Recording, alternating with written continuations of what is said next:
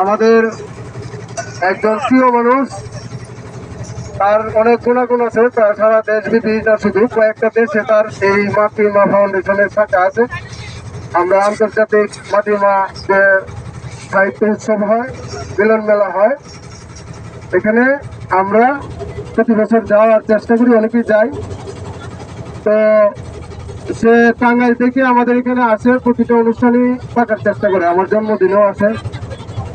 আজকের এই অনুষ্ঠানের প্রধান অতিথি হিসেবে আমরা তাকে ধরতে পারি, যেহেতু দূর থেকে আসছে। আর আমাদের মধ্যে এরকম বিশেষ কোনো অতিথি আমরা করি নাই কাউকে।